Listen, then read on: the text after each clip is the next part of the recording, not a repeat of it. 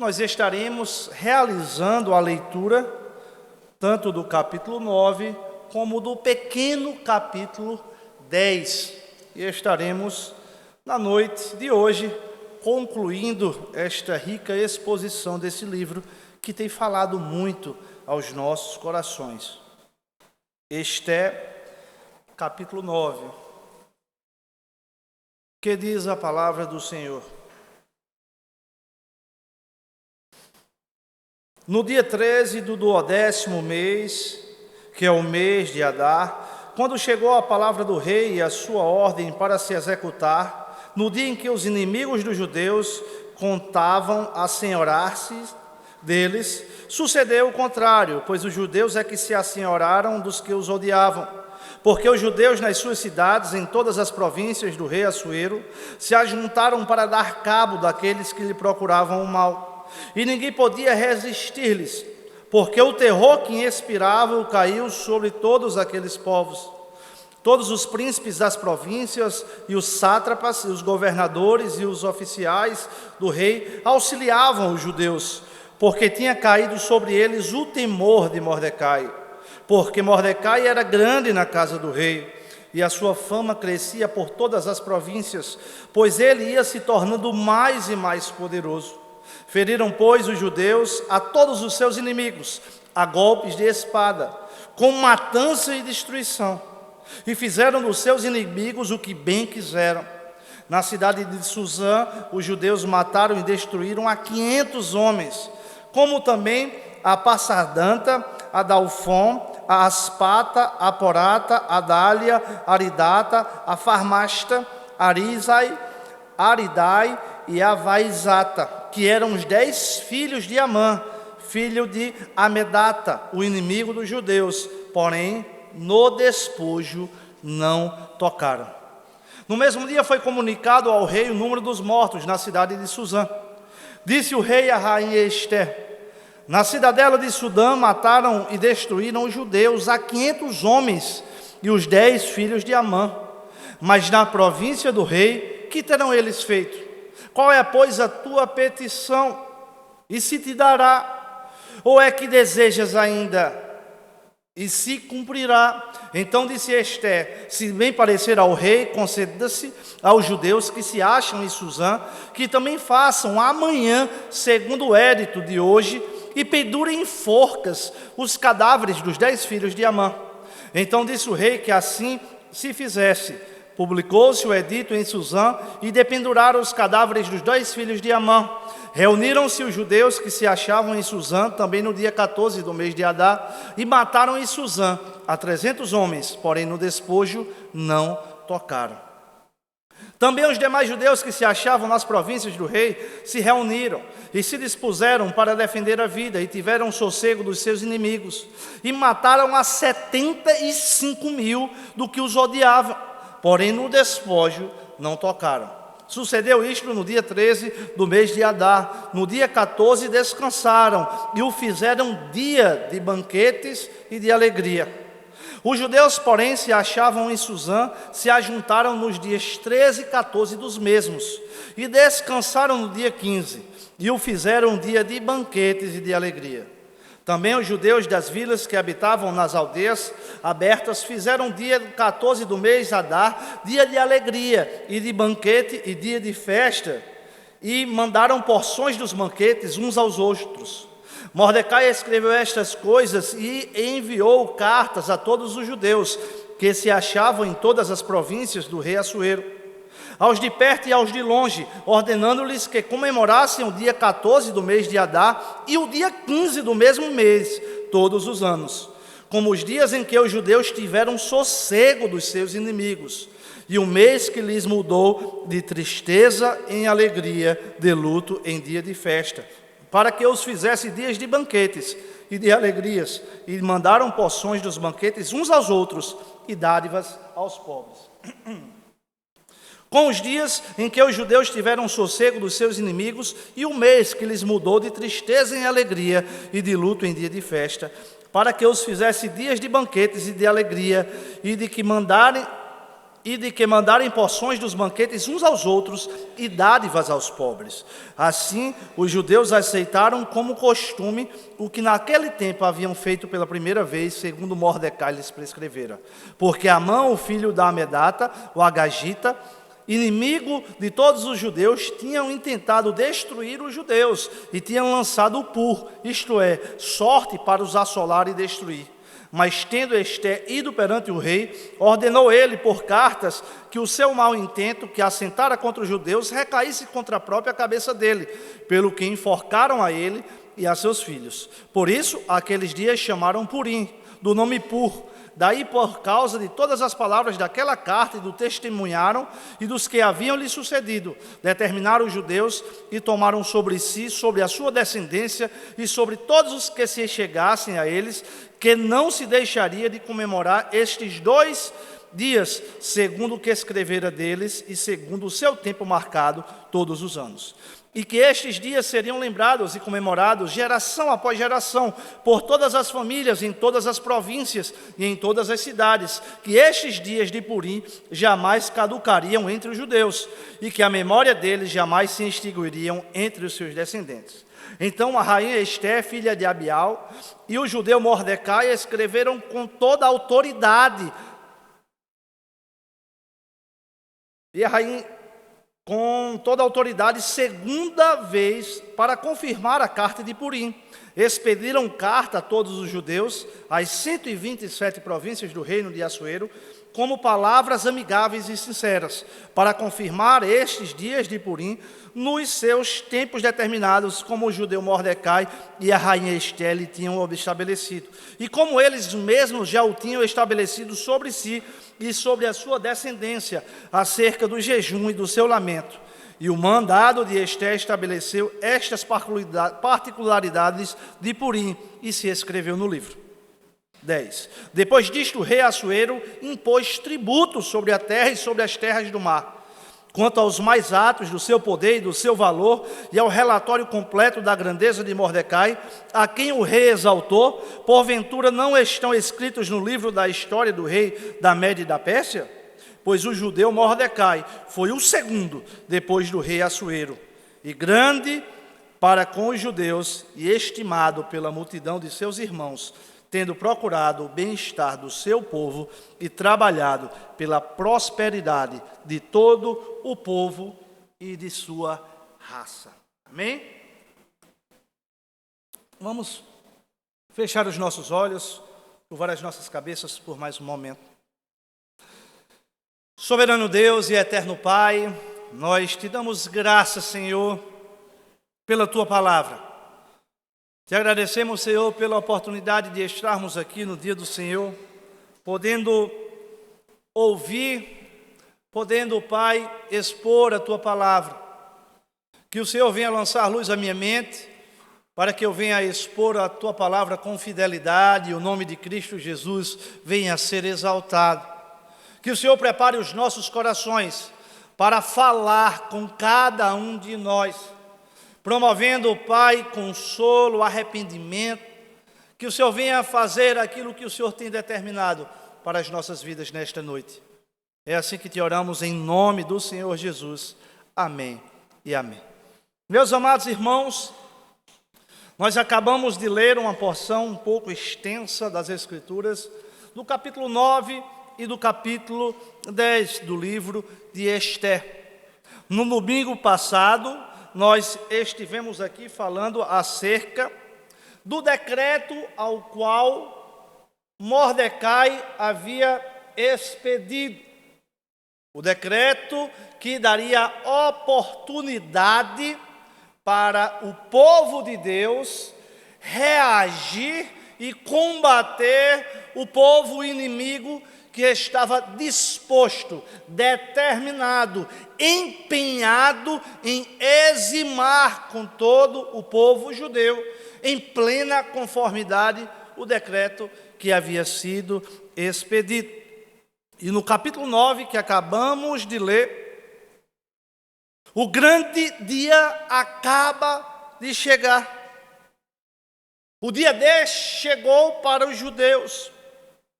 O dia determinado pelo decreto de Amã para o extermínio do povo escolhido de Deus no Império Persa. Porém, como vimos no domingo passado, o decreto de Mordecai havia transformado aquele dia de destruição num dia de livramento. Os judeus, eles tinham a permissão legal que havia lhes sido outorgada mediante um decreto do imperador, ao qual havia delegado tais poderes, para que o povo judeu resistisse contra os seus inimigos. E o decreto anterior havia sido expedido há mais de 9 meses. E esse confronto estava marcado. E como nós vimos durante toda a exposição no livro de Esther, o povo do império odiava os judeus. E eles esperavam uma grande vitória. Eles de fato esperavam aniquilar, acabar de uma vez com toda.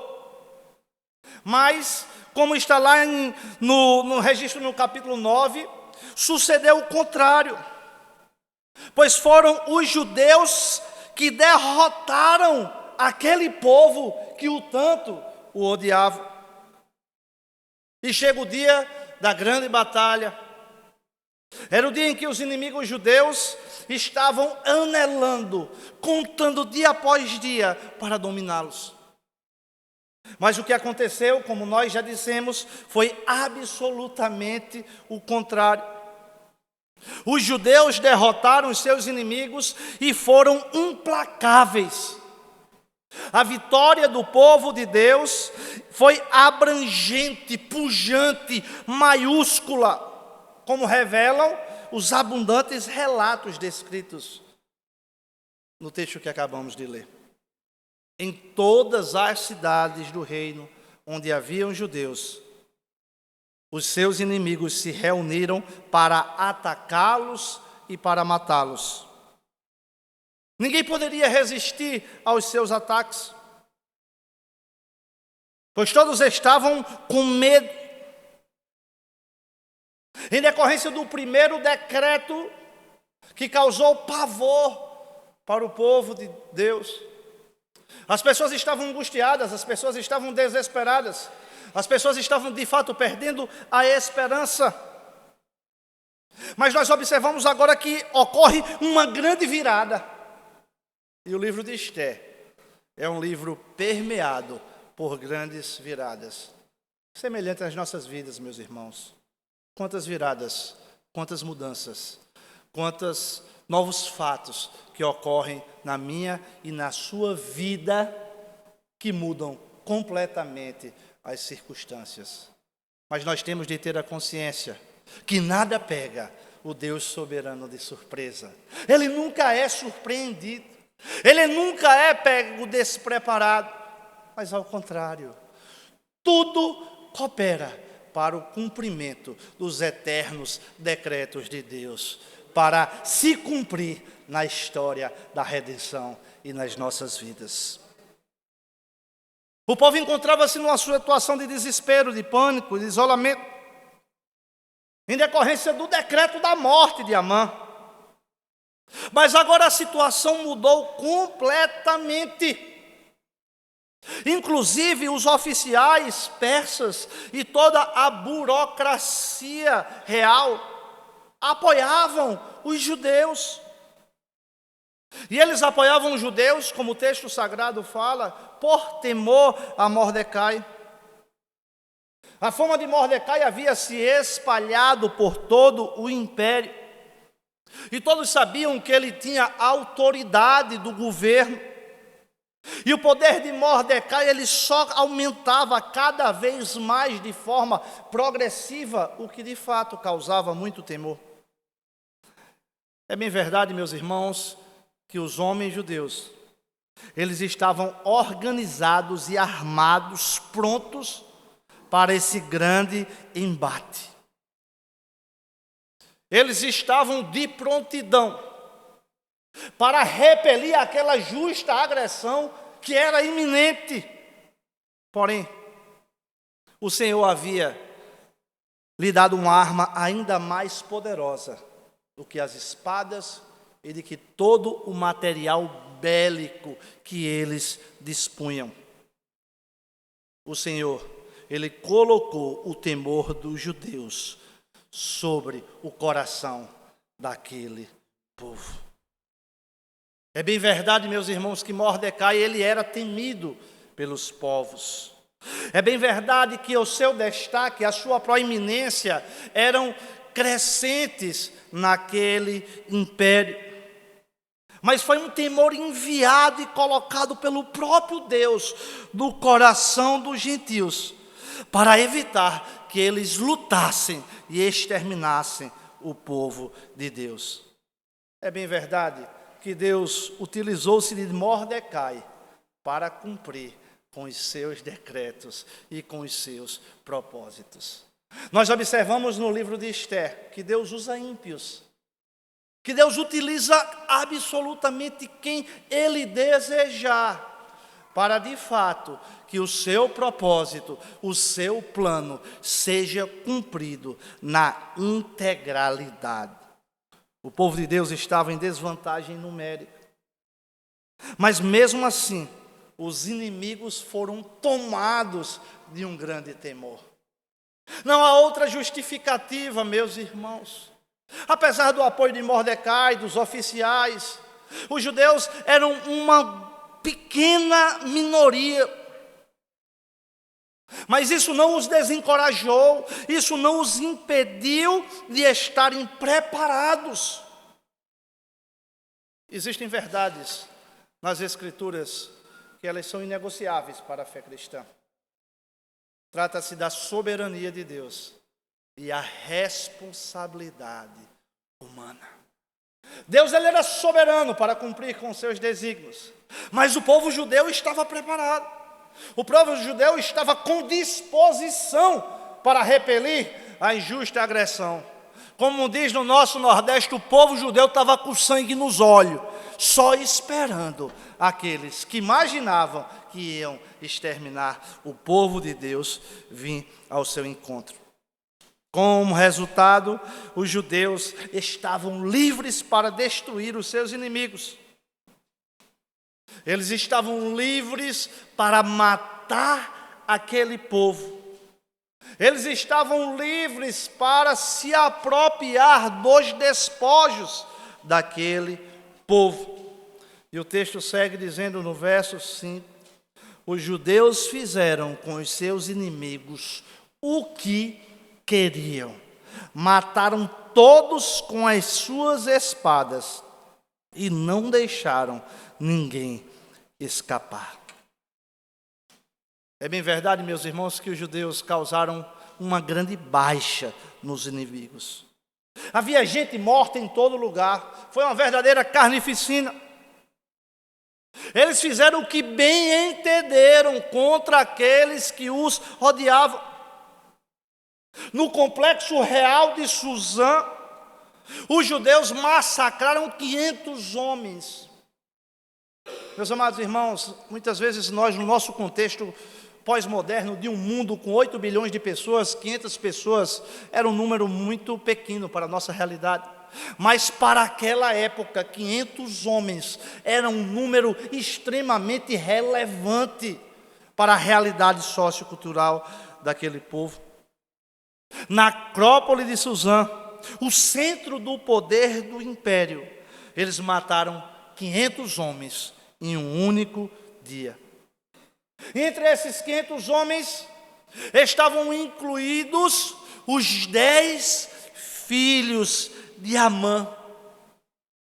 E você pode observar, meus irmãos, que o texto faz questão de nominá-los um a um, para destacar que a descendência daquele que estava determinado para exterminar o povo de Deus é que de fato foi exterminada. Deus é soberano, Ele governa todas as coisas e os seus propósitos sempre são cumpridos. A guerra santa contra Amã fora realizada com grande intensidade. Amã não tinha mais descendentes para realizar e dar prosseguimento à sua guerra, não santa, contra a descendência dos judeus. Não foi apenas Amã que morreu. No instrumento, como vimos no ano passado, que ele mesmo criou para matar Mordecai. Mas agora toda a sua descendência havia sido morta. E não apenas morta, mas todos os seus bens haviam sido confiscados. Quanto à informação da extensão da matança na capital, chegou ao rei Assuero. Ele parece que mais impressionado do que perturbado ficou com aquela notícia. No verso 11, ele diz: naquele mesmo dia, o rei foi informado de quantas pessoas haviam sido mortas em Susã. Então disse a Ester: aqui em Susã os judeus mataram 500 homens e também os filhos de Amã. E nas províncias, quanto eles terão matado? O que é que você quer agora? E só pedir, se quiser mais alguma coisa, eu lhe darei. É interessante, meus irmãos, que de fato o rei estava tão impressionado que ele repetiu, sem que lhe fosse pedido, a sua oferta a Ester de dar tudo aquilo que ela desejasse. Nessa porção nós percebemos que Ester não pede, e o rei voluntariamente pergunta se Ester quer algo mais. O que quer que ela solicitasse do rei, ele o faria. E algo que nos chama a atenção, meus irmãos, aquela Ester do início, que ela vivia no Império Persa, escondendo a sua identidade. Aquela Ester que se acomodou com a cultura persa e com o estilo de vida persa. Ela tem agora um cheque em branco para pedir o que ela desejasse para o rei. Ela já havia intervido em favor do povo judeu. Ester podia pedir muitas coisas naquele momento, porque de fato ela tinha sido leal ao seu povo. Ela havia pedido ao rei que fosse editado um outro decreto que fosse ao encontro do decreto da morte de Amã. Ela poderia pedir joias, ela poderia pedir bens, ela poderia pedir tantas coisas. Mas o texto sagrado nos mostra que Ester estava focada em cumprir com o desígnio inicial de não apenas resistir ao ataque, mas de matar aqueles que haviam planejado atacar e matar o povo de Deus. Ela estava firme. Ela estava com convicções seguras. E meus irmãos, nós como igreja do Senhor temos de ter convicções firmes acerca de quem é Deus, acerca de quem somos, acerca do que fazemos, acerca da nossa identidade com Cristo Jesus. E de fato, quando nós temos tais convicções firmadas, absolutamente nada tira o nosso foco de Cristo. As ofertas, os manjares, tudo que nos é ofertado que possa nos tirar do propósito, serão relegados, porque o nosso alvo não é este mundo, o nosso alvo é Cristo. No verso 13, verso 14, Ester, tendo a oportunidade de pedir o que ela pedisse, ela pediu mais um dia para os judeus prosseguirem com o decreto, tendo a autorização para matar seus inimigos e para que se acrescentasse uma grande desonra pública aos filhos mortos de Amã, que seriam pendurá-lo para que todos os povos vissem o que aquele homem que se levantou contra o povo de Deus sofreu e as consequências da sua rebelião em tentar exterminar o povo de Deus. E o texto segue dizendo: no dia 14 do mês de Adar, os judeus de Susã se reuniram e mataram mais 300 homens na cidade, mas não ficaram com os bens dele. É interessante, meus irmãos, que embora Mordecai permitisse o despojo, algo simplesmente normal e comum das guerras daquela época, os judeus se abstiveram de enriquecer por meio do conflito, porque eles entendiam que aquilo se tratava de uma guerra santa, de modo que o espólio não era deles para que eles enriquecessem com aqueles recursos e com aquela riqueza. E no versículo 16 e 17, os judeus das províncias se reuniram e se defenderam conforme lhes autorizava o decreto. E o texto sagrado diz que foram mais de 75 mortes. Eles foram combativos, eles estavam preparados. E o resultado disso foram 75 mortes daqueles que tentaram atacar o povo de Deus.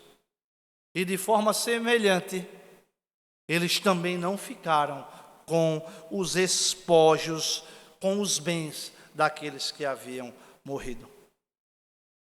O texto sagrado em Ester, no verso 10, 15 e 16, deixa isso muito claro.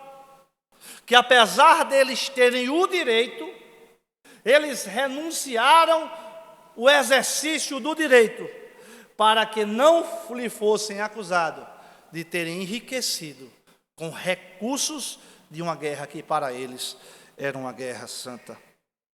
O resultado final, proveniente dos acontecimentos postos em andamento pelo Edito de Amã, foi que os inimigos de Deus foram amplamente derrotados por todo o império.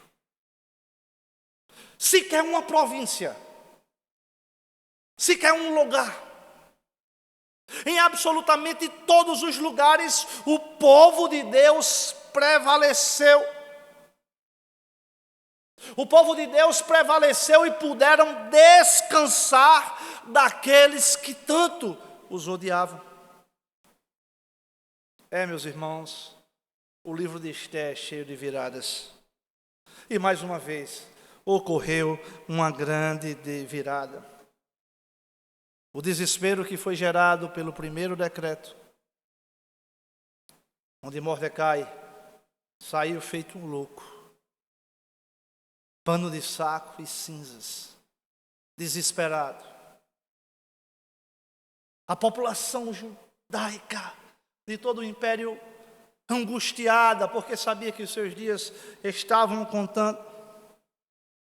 Essa situação ela foi transformada completamente em grande festa e alegria decorrente do êxito não apenas da edição do decreto de Mordecai, mas da execução vitoriosa em combater e vencer os inimigos, mesmo numa situação de grande adversidade. A situação era diversa, mas o povo de Deus triunfou perante os seus inimigos. Isso ocorreu no passado. Isso ocorre todos os dias, porque a igreja do Senhor, apesar de muitas vezes nós acharmos que Deus perdeu, alguns acharem que Deus perdeu o controle da situação, que nós estamos vivendo numa sociedade absolutamente em rebeldia, que nós estamos inseridos em um contexto de completo caos, de completa desordem. Existe uma verdade que nós nunca poderemos esquecer, que as portas do inferno não prevalecerão contra a igreja. Isso é uma verdade, meus irmãos, que todos os dias nós temos de trazer à nossa mente para nos dar esperança, para nos dar força, para nos dar renovo, para prosseguirmos no mundo caído, para caminharmos nessa peregrinação, porque nós não somos desse mundo, nós somos peregrinos, nós somos moradores da Canaã celestial, e um dia nós estaremos com Ele plenamente, na certeza e no descanso do nosso Senhor. Meus amados irmãos, do verso 20 a 23, Mordecai, ele escreve tudo o que lhe havia acontecido e manda as cartas. A festa do Purim. O nome Purim é o plural do termo babilônico pur, que significa sorte. Tem origem no fato de Amã ter lançado sorte para determinar o dia em que os judeus deveriam ser destruídos. Apesar dessa nova festa não ter sido prescrita, ter uma sanção divina, os judeus determinaram que seriam comemorados de geração em geração. É interessante, meus irmãos, a ênfase em ensinar às crianças o significado de Purim, para que a mensagem da festa não se perdesse nas gerações futuras. Na festa de Purim, os judeus, tanto de longe quanto os de perto, eles se confraternizavam, eles se alegravam, eles presenteavam uns aos outros e eles socorriam os necessitados para suprir as suas necessidades e com presentes. Essa celebração, ela não deveria ser revogada de forma alguma, porque as leis dos persas e dos medos, elas não poderiam ser revogadas sob qualquer pretexto. O objetivo era que as pessoas deveriam se lembrar da trama de Amã e da intervenção do rei para livrá-los. O resultado final proveniente dos acontecimentos postos em andamentos pelo edito de Amã foi que os inimigos de Deus foram amplamente derrotados. Aquilo que eles haviam planejado fazer com o povo de Deus foi de fato o que aconteceu com eles próprios, em decorrência da intervenção de Deus na história para cumprir os seus propósitos. Ocorreu uma grande virada em favor do povo de Deus. O livro de Esther é cheio de viradas. A nossa vida é cheia de viradas.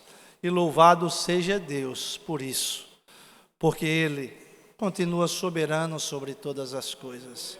Ele continua governando todas as coisas, mesmo quando muitas vezes na roda gigante da vida nós estamos lá embaixo sofrendo, passando por angústias, passando por decepções, passando por perseguições, passando por uma tristeza profunda nas nossas almas, onde muitas vezes achamos que Deus nos abandonou, onde muitas vezes achamos que estamos completamente perdidos e sós.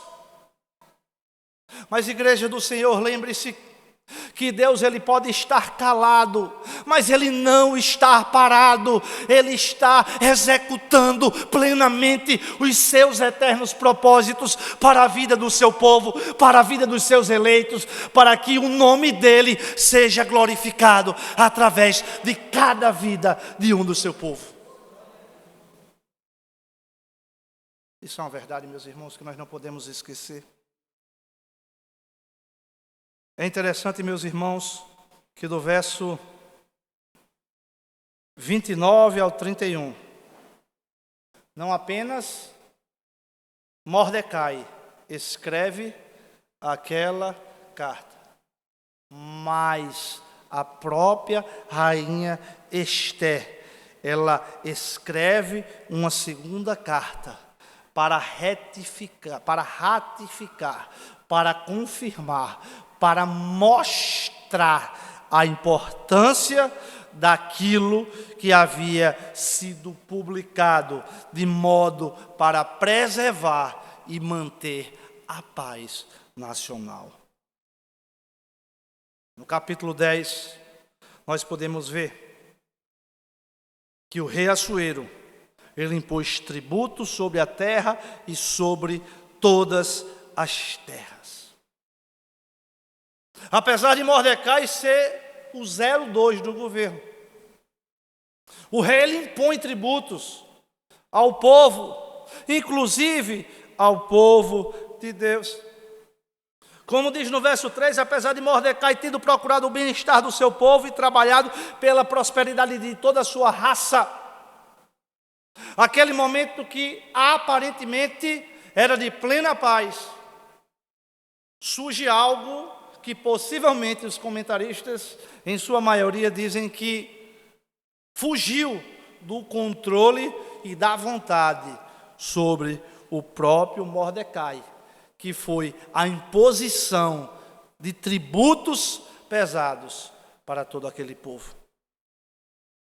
Meus amados irmãos, é interessante, ao lermos e meditarmos no livro de Ester, que o povo de Deus é composto por aqueles que edificam a sua vida sobre a única verdade que durará eternamente. A verdade de um rei que é totalmente diferente de Assuero. O povo de Deus, ele deposita, ele edifica, ele alicerça toda a sua esperança, toda a sua expectativa e um rei muito superior. Igreja do Senhor, nós temos um rei que ele não precisa ser manipulado, ele não precisa ser persuadido com palavras bonitas, ele não precisa ser bajulado para enaltecer o seu ego, cortejado por banquetes, por jantares, para torná-lo mais acessível, mais agradável, para que nós possamos apresentá-lo à nossa demanda. Nosso rei faz o que é justo, porque ele é a medida exata da justiça. Ele não pode fazer absolutamente nada que não seja justo. Nós temos de ter consciência, Igreja do Senhor, que muitas injustiças que nós sofremos aqui na terra, por ora, não estão sendo desapercebidas pelo justo juiz, que naquele grande dia todos terão de dar conta de seus atos, e todos terão de enfrentar o grande tribunal, em que o seu juiz não foi indicado por A ou por B, que o seu juiz é incorruptível e que julga com equidade e justiça todas as nações.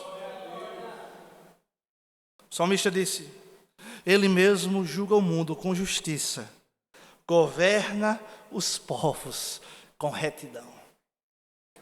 Meus irmãos, eu não sei vocês, mas eu confesso que muitas vezes, como me deparo com algumas situações, no meu dia a dia até, nas minhas atividades, com o noticiário, com tanta injustiça que nós temos visto sendo propagada por todo o nosso país e pelo mundo inteiro. Às vezes eu quero ser tomado por um sentimento de revolta. por um sentimento de que as coisas saíram do controle. Mas eu olho para mim e vejo o quão miserável e pecador eu sou. E quando eu me volto para as Escrituras, eu me lembro que absolutamente nada saiu do controle do Senhor. Que Ele há de julgar vivos e mortos.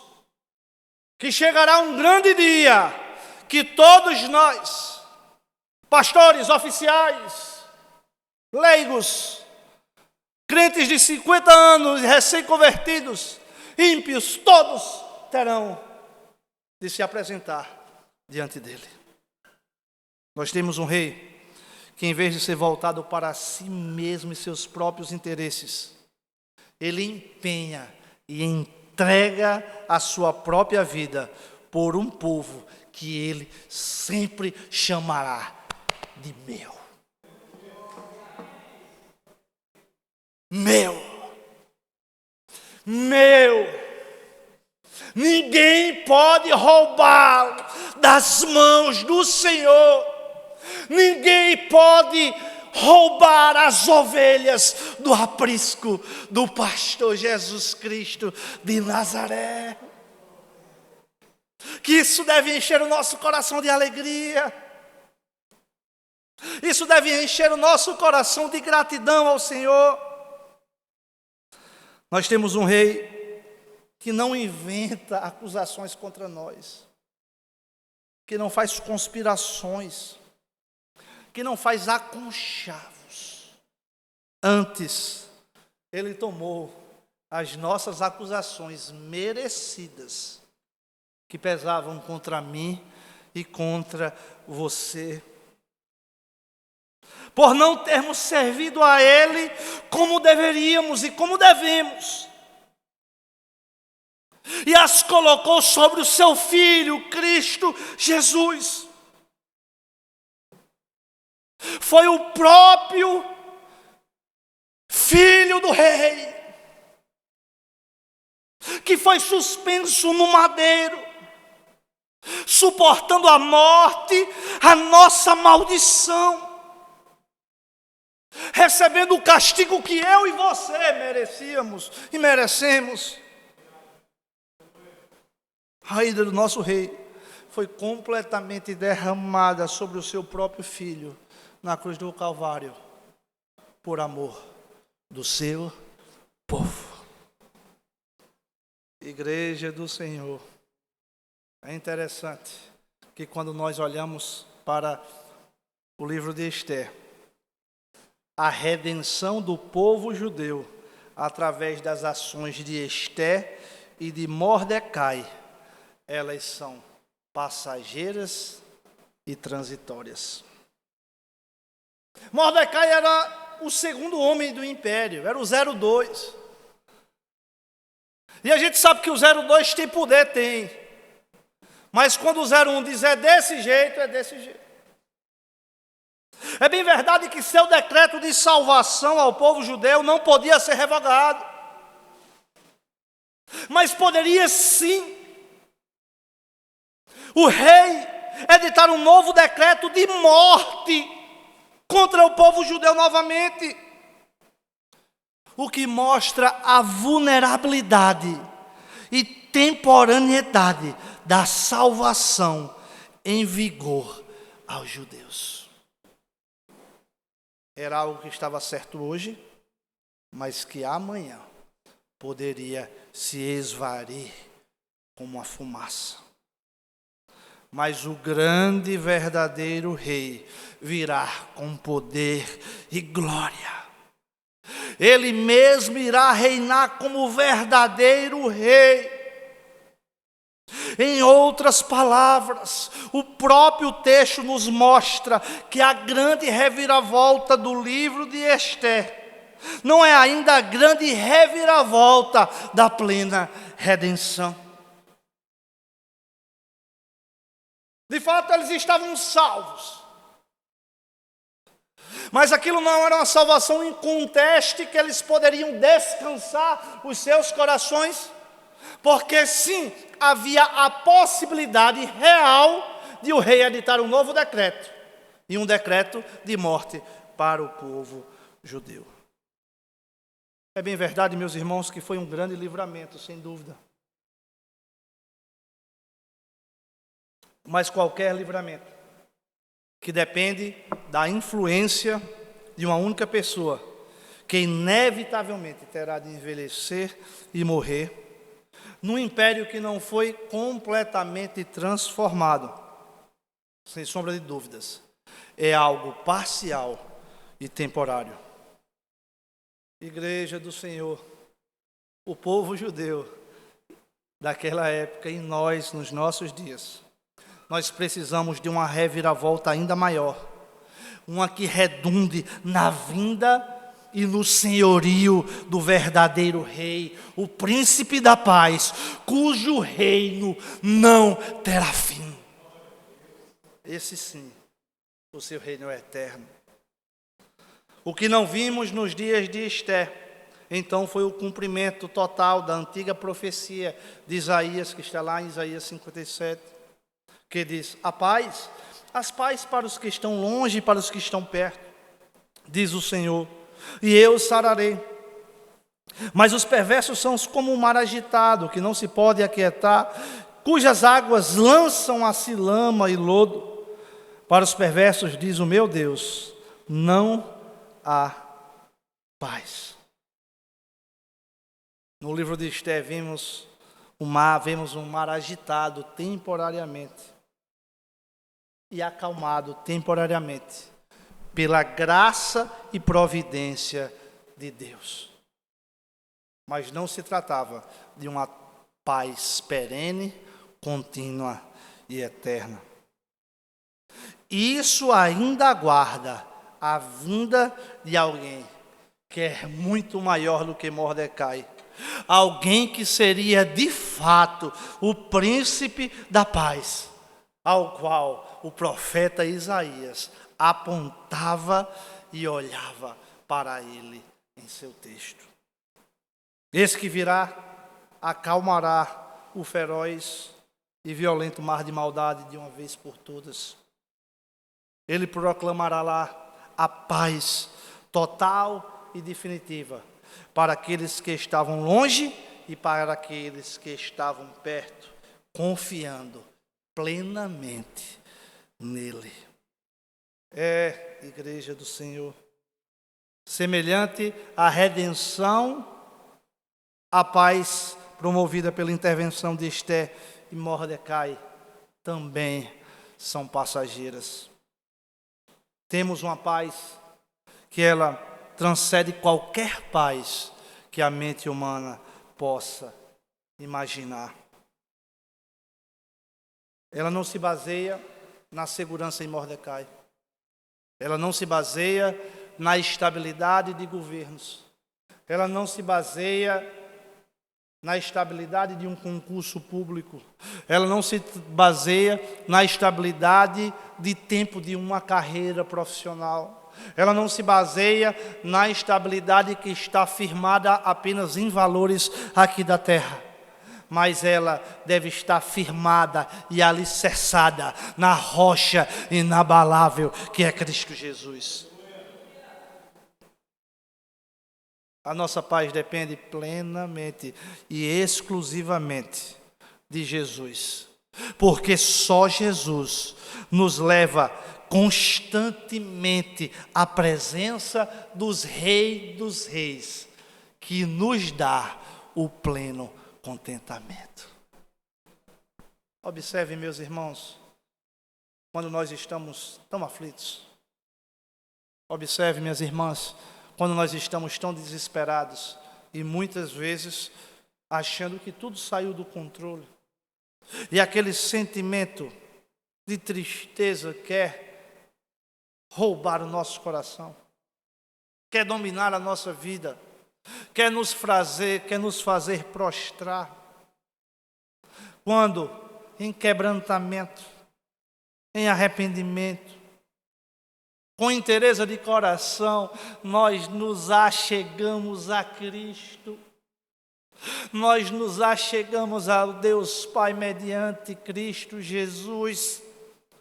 Mesmo que o cenário não esteja mudado, em nada esteja se mantido, nós somos tomados e envoltos por uma paz que excede todo entendimento, que sob uma perspectiva humana, filosófica, científica, é inexplicável. É a paz de Cristo Jesus sobre as nossas vidas. É uma paz acircunstancial, atemporal. Ela não está entrelaçada a fatos, acontecimentos, a circunstâncias. Ela está plenamente entronizada na pessoa de Cristo Jesus, o nosso Senhor e Salvador. É nele, é por ele, é para ele que são todas as coisas. Louvado seja o nome do Senhor Jesus. Meus amados irmãos, Mordecai e uma Esther aparecem para nós e a vida se torna melhor. Nós então festejamos, nos alegramos. Dizemos uns aos outros, não dá para ficar melhor do que isso. E às vezes, a notícia chega. E as reviravoltas na vida. Elas surgem, elas vão e elas voltam. Com o nascimento de Cristo, meus irmãos, a luz, ela veio a um mundo de trevas. Uma luz que nunca pode se extinguir. Uma luz que nunca pode se apagar. Uma luz que nunca pode ser abafada por nada e absolutamente por ninguém. Por meio da morte de Cristo e a sua ressurreição dos mortos, a paz foi definitivamente dada a nós. Uma paz que nenhuma circunstância pode mudar para melhor ou para pior. Em Cristo Jesus nós encontramos descanso e confiança para as nossas almas. É somente nele, meus irmãos. Muitas vezes vagamos para um lado, vagamos para o outro. Condicionamos a paz e a segurança a coisas circunstanciais. Se formos sinceros, nós somos especialistas em fazer isso. Mas a igreja do Senhor, como aquele povo judeu, estava celebrando uma redenção, uma salvação e uma paz temporária, com tanta ênfase, estabelecendo dias para isso. Nós devemos sempre, todos os dias, sempre nos alegrarmos, sempre celebrarmos em nossa casa, em nossa vida, no culto solene, pois nós não devemos lembrar da morte da qual fomos poupados, não por fazermos jus, mas por um ato de graça revelado em um amor incondicional de Cristo Jesus para o seu povo, povo esse que ele sempre disse, é meu. Você faz parte do povo de Deus. O reino de Assuero passou. Embora o império do mal ainda permaneça ao nosso redor em diferentes formas.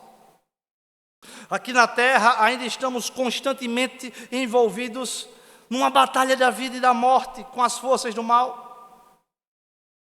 Isso é uma verdade. Esse evangelho de jardim de flores, onde tudo acontece conforme o que nós desejamos, não está revelado na palavra. Enfrentamos de fato lutas, tribulações, injustiças, mas nem sempre será assim. Virá o dia quando o nosso rei irá retornar para reclamar o seu trono. E estes dias de império do mal acabarão de uma vez por todas. É porque nós estamos tão secularizados que só pensamos aqui e agora. Nós esquecemos da eternidade em Cristo Jesus. Igreja do Senhor, tenho certeza, porque as Escrituras nos asseguram. Haverá um grande dia que os anjos finalmente proclamarão: o reino do mundo se tornou do nosso Senhor e do seu Cristo, e Ele reinará pelos séculos dos séculos eternamente. Naquele dia, meus irmãos, nós também, como os anciãos no céu, nos prostraremos e proclamaremos: digno é Deus, o Pai e o Cordeiro que foi morto, por cujo sangue fomos redimidos para Deus de toda tribo, língua, povo e nação. Nós temos de ansiar por esse dia. Nós temos de orar por esse dia. Esse dia, sim, será um dia de certeza de remissão, de redenção, de salvação e da paz plena. Mas eu caminho para concluir, meus amados irmãos, refletindo também que os judeus foram salvos temporariamente do decreto da morte de Amã. Mas nós somos salvos dos nossos pecados e das nossas transgressões definitivamente pelo triunfo de Cristo Jesus sobre a morte. Tragada foi a morte pela vitória. Onde está, ó morte, a tua vitória? Onde está, ó morte, a tua vitória? A morte, ela é descrita na Bíblia, nas Escrituras, como o rei dos terrores e o último inimigo a ser vencido. A morte, ela causa medo, angústias, incertezas e muitas vezes pavor. A morte, ela traz dor, ela traz sofrimento.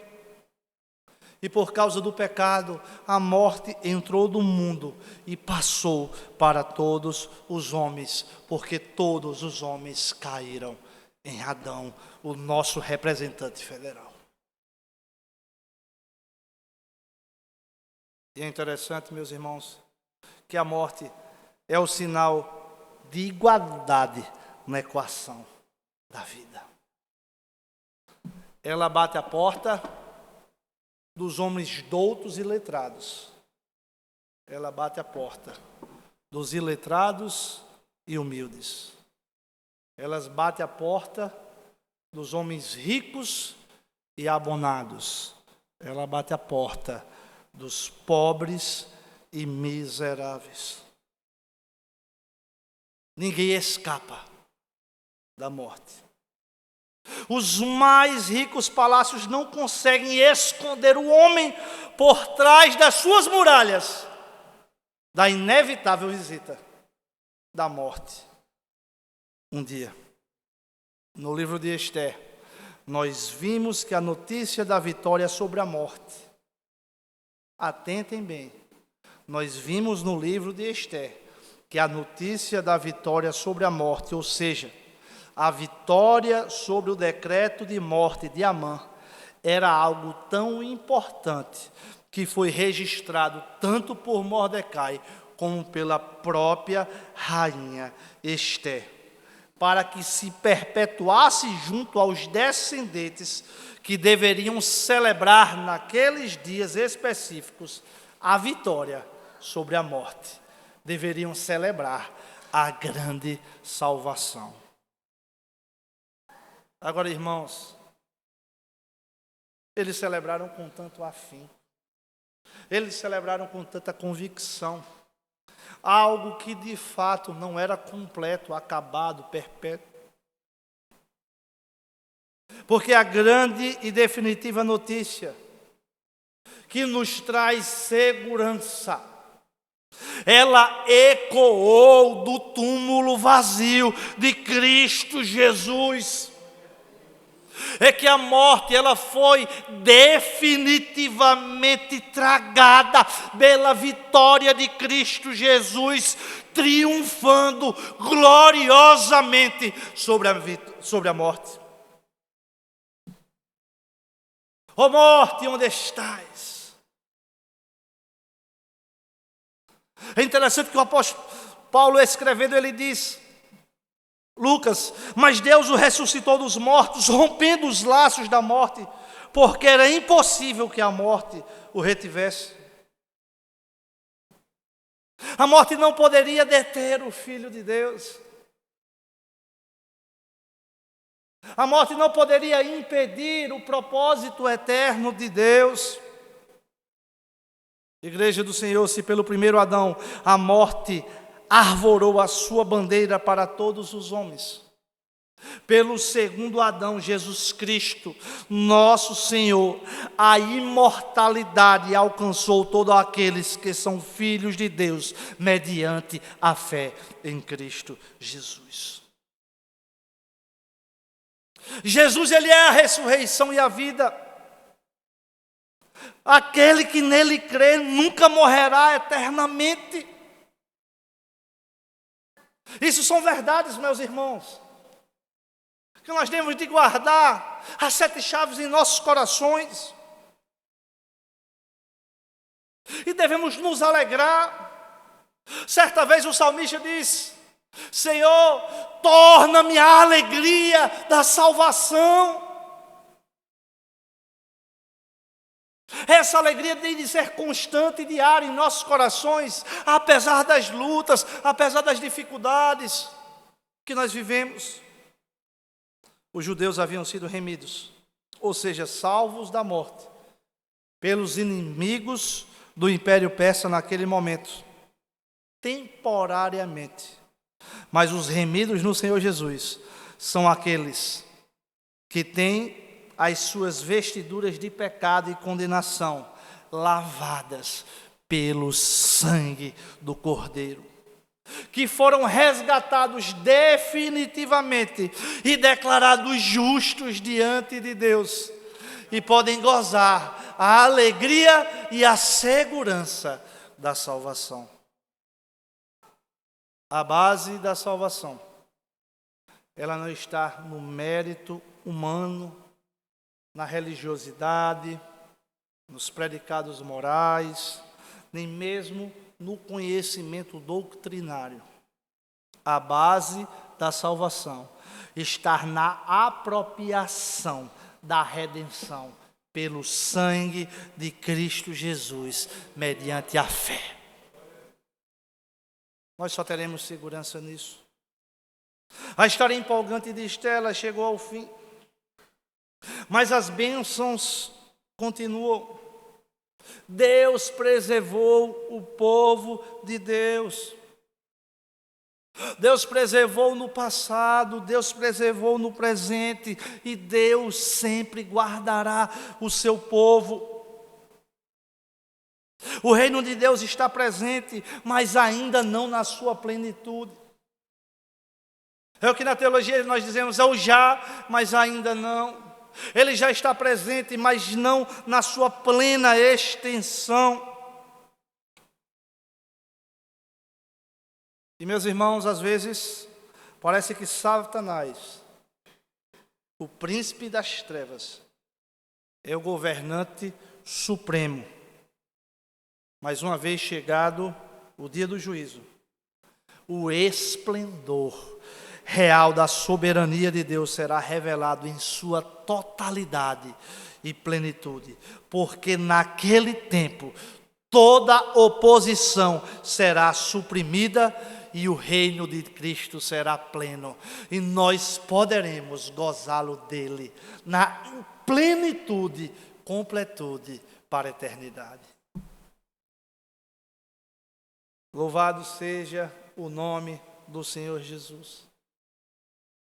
Em Esther, em Mordecai, o povo judeu, ele teve uma aparente segurança. Mas em Cristo Jesus, nós temos a plena e eterna segurança. Em Cristo Jesus, nós temos a plena e a completa paz, que excede todo entendimento. Em Cristo Jesus, nós temos a esperança da ressurreição dos mortos. Em Cristo Jesus, nós temos a alegria de saber que as lutas dessa vida passarão, que as humilhações, que as frustrações, que situações que nós não compreendemos, aos quais nós somos submetidos,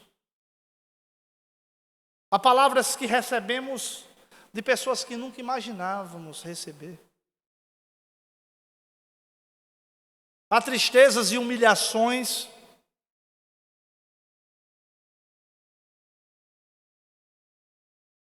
a negação, a discriminação, a rejeição, o abandono. Mas, povo do Senhor, saibam que tudo isso vai passar. E que todos aqueles que de fato são redimidos, não por homens, mas que são redimidos e confiam plenamente no Filho de Deus, que entregaram as suas vidas ao Senhor Jesus, não apenas como seu Salvador, mas como o Senhor, poderão descansar os seus corações em meio às lutas e poderão ter a certeza da salvação eterna em Cristo Jesus. Você faz parte do povo de Deus? Você já faz parte do povo de Deus? Você já entregou a sua vida a Cristo em arrependimento e fé que Jesus Cristo é o Filho de Deus, que morreu pelos nossos pecados, que se entregou na cruz do Calvário para redimir, para pagar pelos nossos pecados e definitivamente nos livrar da sentença de morte decorrente da nossa transgressão, da nossa rebelião contra Ele. Não adianta, meu querido, apenas frequentarmos a igreja. Eu oro ao Senhor que, mediante a sua palavra, Deus possa estar alcançando com a graça irresistível o seu coração. Que você possa estar tendo pleno conhecimento da verdade de Deus. E que você venha se render, venha responder positivamente ao chamado do Evangelho em arrependimento e fé. Que Deus vos abençoe em Cristo Jesus. Vamos ficar de pé e vamos orar, concluindo.